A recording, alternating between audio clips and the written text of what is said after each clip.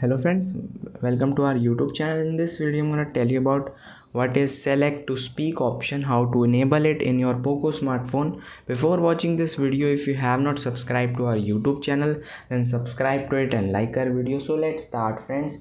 First you have to open settings and then you have to click on additional settings. Here you can see there is a accessibility option.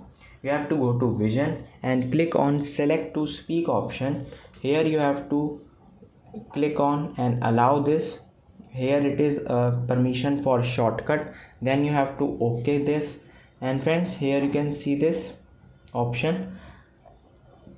If you want to read this aloud by the phone, then you have to click on the speaker button and select this text over here.